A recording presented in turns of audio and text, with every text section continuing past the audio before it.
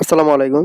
আপনারা যে ভিডিওটা দেখছেন আর এই জায়গাটা হলো জাদুকাটা নদী। এটা হচ্ছে তাহিরপুর উপজেলার বারিকাটিলা, যেটাকে আমরা বলি মানে এই গোদারা দিয়েই বারিকাটিলা যেতে হয়। বা আমরা ফেরিঘাট বলি, অনেকে গোদারাঘাট বলে থাকি।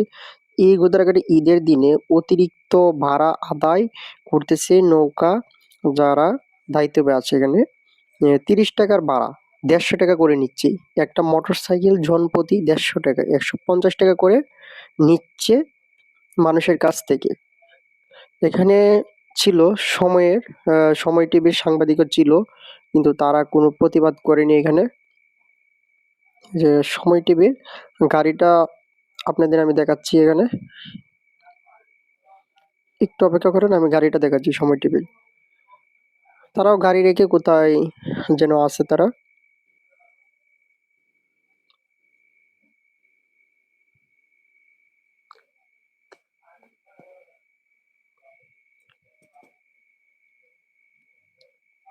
আর এখানে হচ্ছে দেখেন আপনারা, অতিরিক্ত মানুষ তুলে, অতিরিক্ত আহ, গাড়ি তুলে অনেক অনেক সময় অ্যাক্সিডেন্টও হয়, দুর্ঘটনা হয়ে থাকে। দেখা যায় নৌকা ডুবে যায়, নৌকা ডুবে মানুষ মারা যায়, অনেক ইত্যাদি অনেক কিছু হয়ে থাকে। এই দেখেন সময় টিভির গাড়ি দেখেন এখানে, কিন্তু লোক নাই, এখানে সাংবাদিক নাই, কিন্তু এটার প্রতিবাদ করে না। এই দেখেন সময় টিভির গাড়ি এখানে। এই হচ্ছে বর্তমান লাউড়ের গড়ের গোদারাগাড়ির অবস্থা। ৩০ টাকার ভাড়া এখন ১৫০ টাকা করে নিচ্ছে ঈদের দিন।